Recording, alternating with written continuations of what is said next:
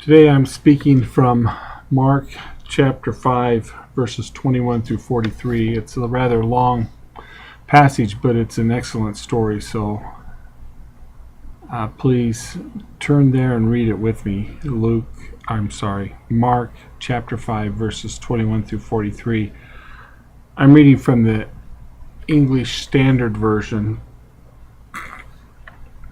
It says, "And when Jesus had crossed again in the boat to the other side, a great crowd gathered about him, and he was beside the sea.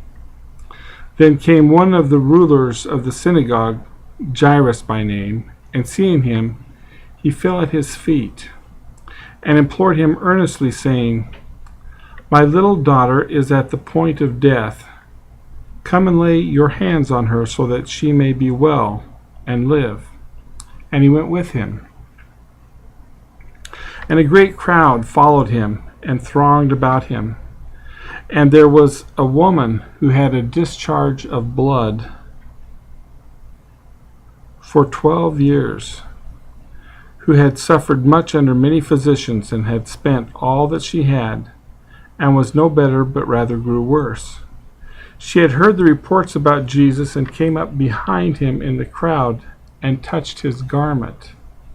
For she said, 'If I touch even his garments, I will be made well.'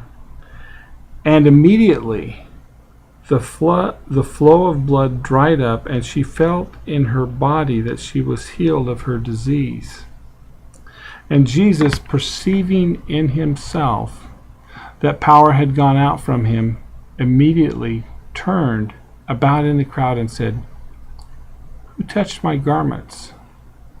And his disciples said to him, 'You see the crowd pressing around you, and yet you say, "Who touched me?"' And he looked around to see who had done it. But the woman, knowing what had happened to her, came in fear and trembling, and fell down before him, and told him the whole truth. And he said to her, 'Daughter, your faith has made you well. Go in peace, and be healed of your disease.' While he was still speaking, there came from the ruler's house someone who said, 'Your daughter is dead. Why trouble the teacher any further?' But overhearing what they said, Jesus said to the ruler of the synagogue, 'Do not fear, only believe.' And he allowed no one to follow him except Peter and James and John, the brother of James. They came to the house of the ruler of the synagogue, and Jesus saw a commotion, people weeping and wailing loudly. And when he had entered, he said to them, 'Why are you making a commotion and weeping? The child is not dead, but sleeping.' And they laughed at him. But he put them all outside, and took the child's father and mother and those who were with him, and went in where the child was. Taking her by the hand, he said to her, 'Talitha cumi,' which means, 'Little girl, I say to you, arise.' And immediately the girl got up and began walking, for she was 12 years of age. And they were immediately overcome with amazement. And he strictly charged them that no one should know this, and told them to give her something to eat."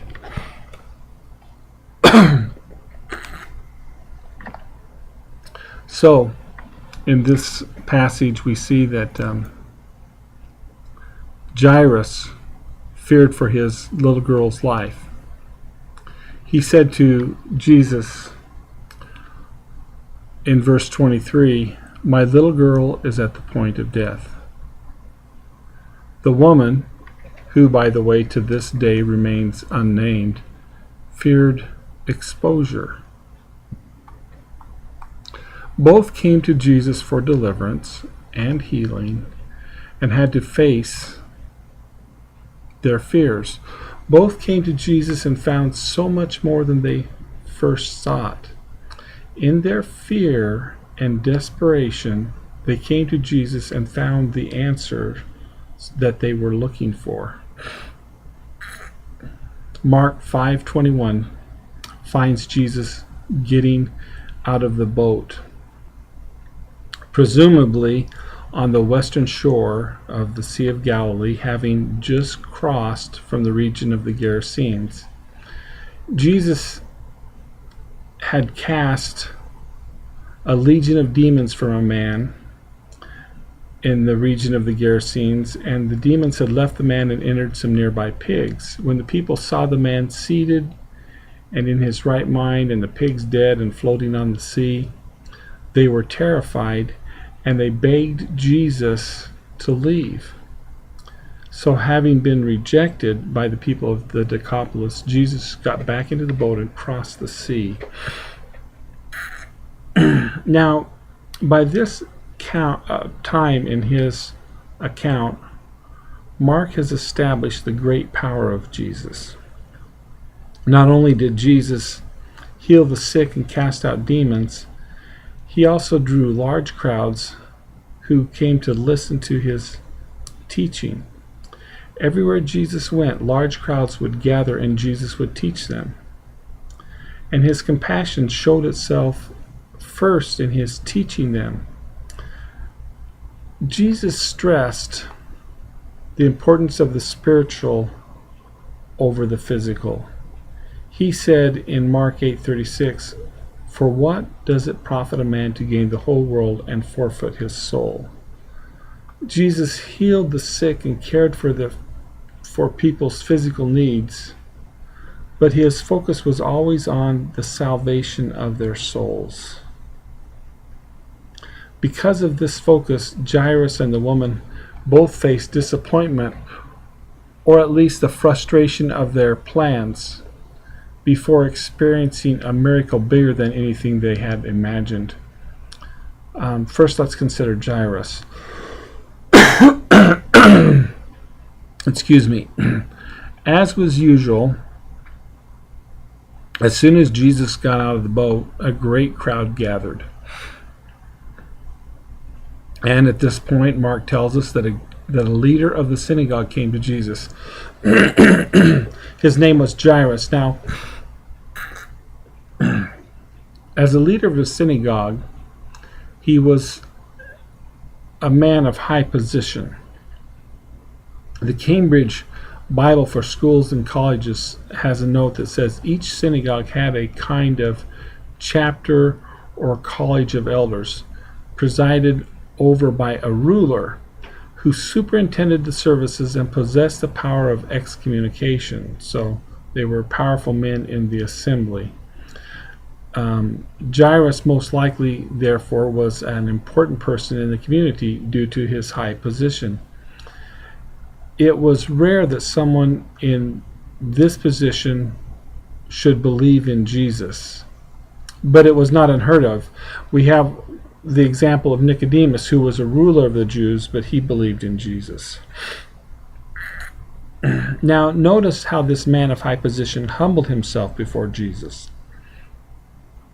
Mark tells us that he fell at Jesus' feet. This action reflects the desperation Jairus felt. One can almost hear the panic in Jairus' voice as Jairus pleaded urgently with Jesus. His words were, "My little girl is at the point of death. Come and lay your hands on her so that she may be made well and live." So he was near panic as he wanted his little girl to live. And Jesus gave him hope. Jesus, it tells us, went with him. So Jairus had hope that Jesus was going to answer his request. But it's precisely at this point that Jairus' story mixes with the story of the woman who was suffering. While Jairus feared loss and what he could not control, the woman's fear was different. Her fear was of exposure. She had already lost everything. She was not afraid of the unknown like Jairus was. She had known her suffering for 12 years.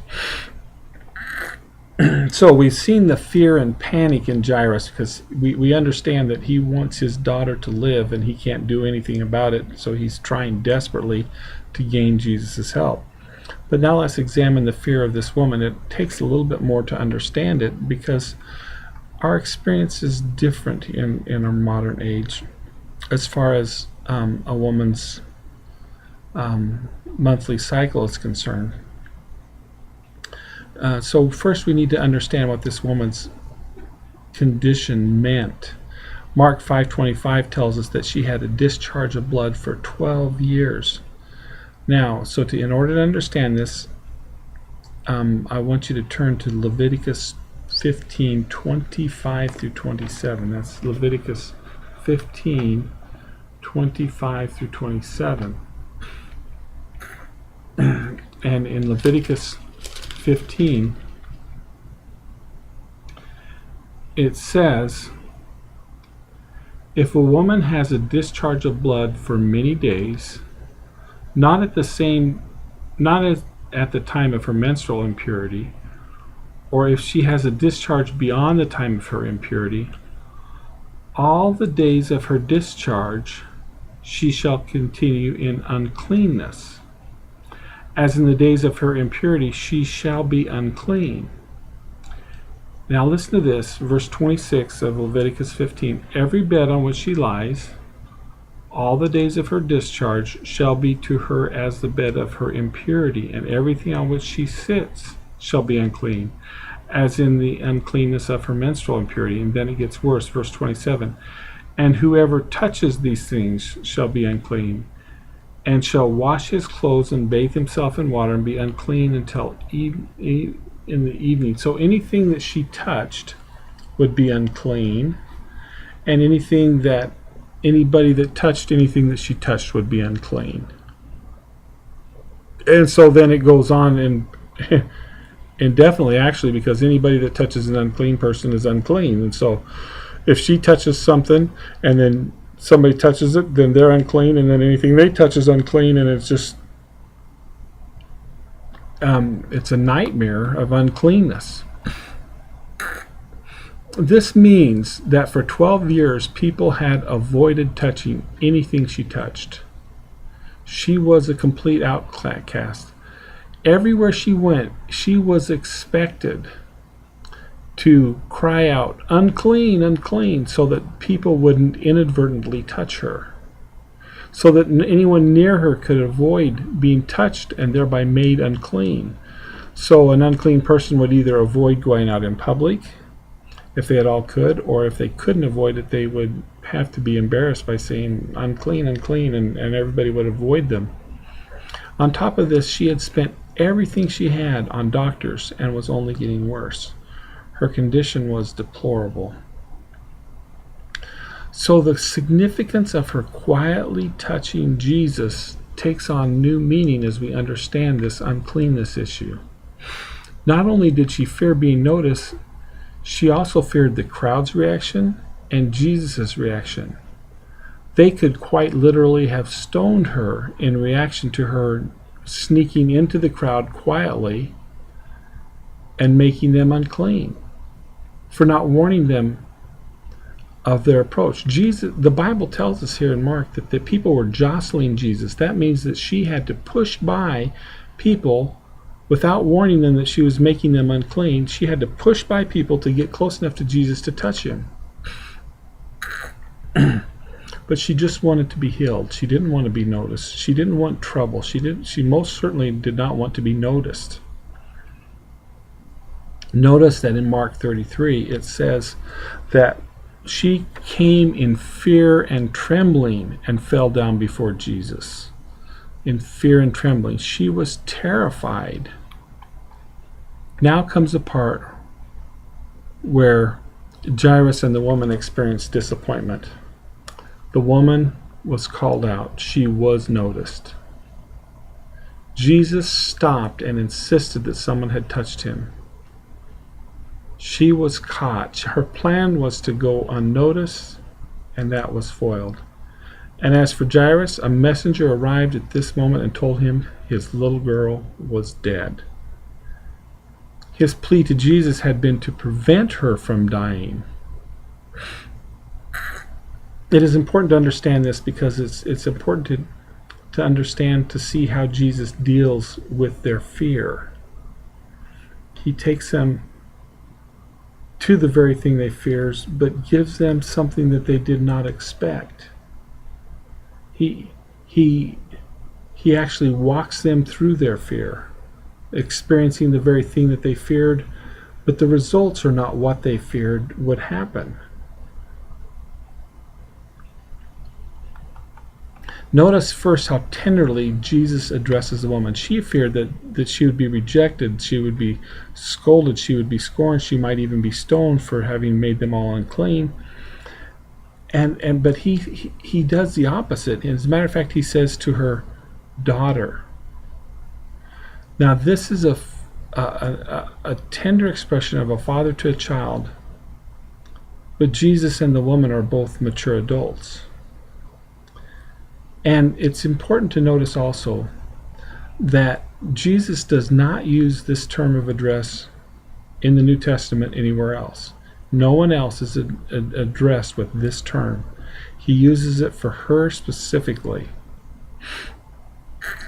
And it's interesting. You and I already mentioned this, that she remains unnamed. You and I do not know her name, even to this day, because Jesus respected her desire for privacy. He did not embarrass her, but he had to draw her out to show her that she was accepted.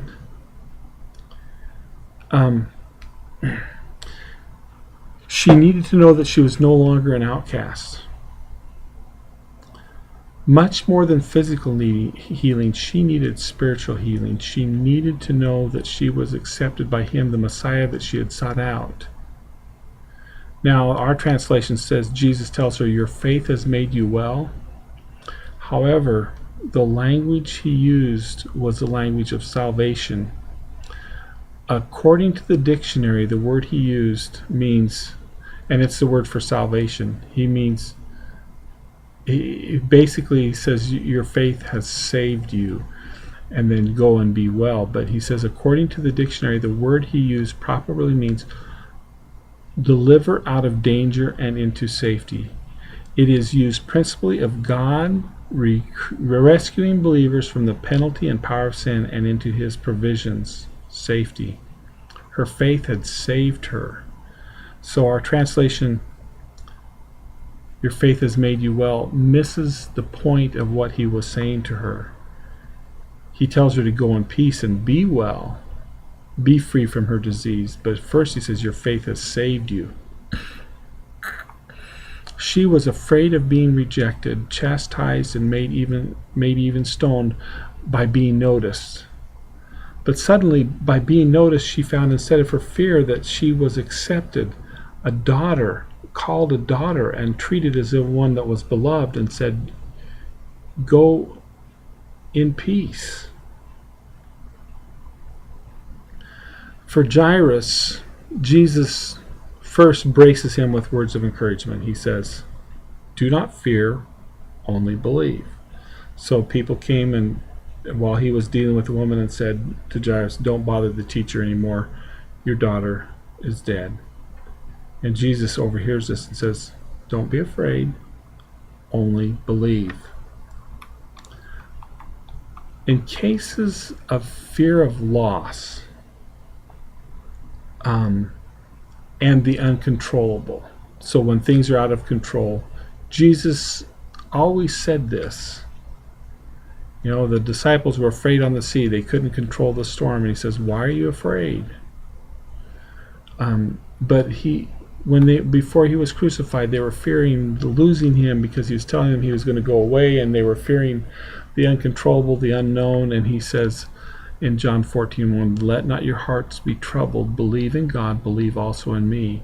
It's the same idea of don't be afraid, only believe.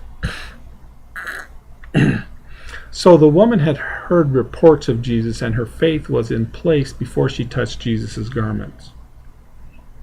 She believed coming to him. This was not the case with Jairus. Jesus encouraged him to believe and then took the time to build Jairus' faith. For some reason, Jairus needed to see the power of God. Some of you are like John, who saw the empty tomb and believed, and you seem to believe quickly. You have the gift of faith. Some of us are like Thomas, who stubbornly refused to believe until he could put his hand in Jesus' side. And apparently Jairus was on that nature. He was more like me, who wants to see before he believes. And so he went to Jesus and said, "Come and lay your hands on my daughter." He wanted Jesus to physically go and lay hands and heal her before she passed. Well, in Matthew 8, we meet a centurion who had true faith and who understood and believed Jesus could heal without being there.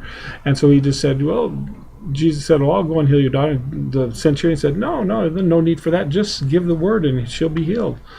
But not Jairus. Jairus wanted Jesus to come and lay his hands on the girl.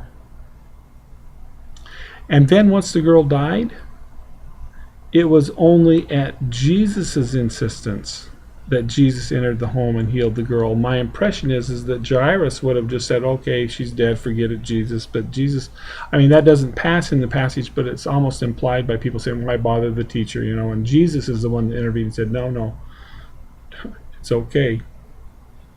Don't be afraid, just believe. And so Jesus insisted, and Jesus entered the home and healed the girl. Now, it's interesting that Jesus allowed only the mother, father, and Peter, James, and John into the room when he raised the girl. And this is because it was not yet time for the nation to know. If you'll remember in John chapter 11, when Jesus raises Lazarus from the dead, the leaders of the nation immediately started plotting how to kill Jesus. Well, this was not time for Jesus to be crucified, so he keeps it quiet, but he does this for Jairus' sake. So he doesn't allow it to become public. It was not time for that yet. However, Jesus actually had allowed this girl to die because he was interested in Jairus' salvation, the salvation of Jairus' household. When Jesus took the little girl by the hand and told her to get up, the English Standard Version says that they were overcome with amazement. Here again, our English translations don't do this justice, and it's a very hard thing sometimes to capture the ideas of one language in another, and this is one of those cases. Mark says they were overcome with amazement, but he uses the word mega amazement, so meaning very great. So they were overcome with very great amazement. But the word that he uses for amazement is special too, because it's the word where we get from the word ecstasy from, but it means, and this is from the dictionary again, I'll read it to you from the dictionary. It says, a throwing of the mind out of its normal state. It means alienation of mind, whether such as makes a lunatic, so it can just be plain going crazy, or that of the man who by some sudden emotion is transported as it were out of himself. So it could almost be compared to being in a state of shock, or amazement or ecstasy, trying to comprehend what they had just seen. And this is consistent with the power of God, because like Ephesians 3:20 tells us, God had just done something far beyond their ability to imagine.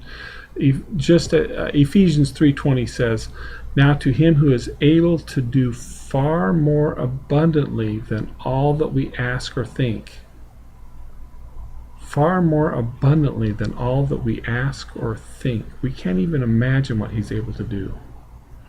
Jairus never imagined that Jesus could raise his daughter from the dead. He just wanted Jesus to keep her from dying. So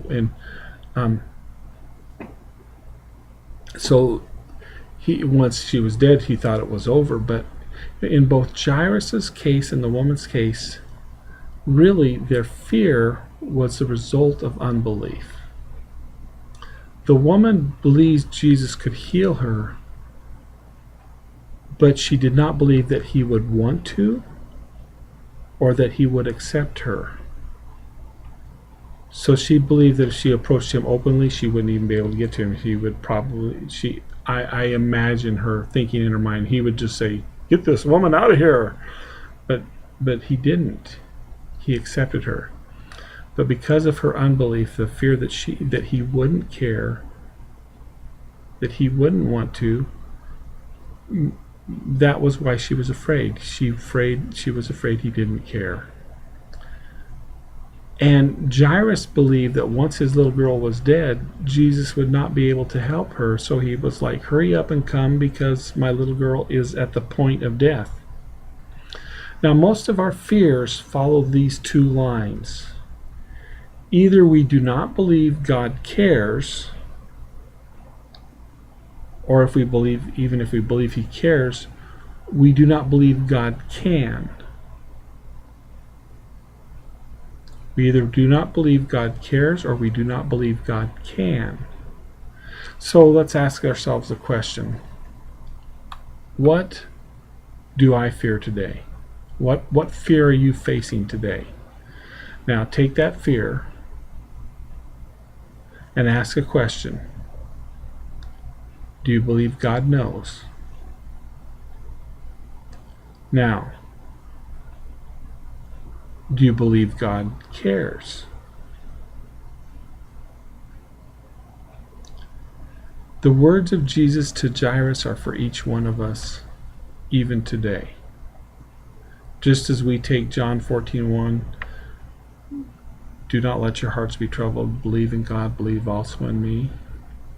We need to take Jesus' words seriously and even simplify them to, do not fear, only believe.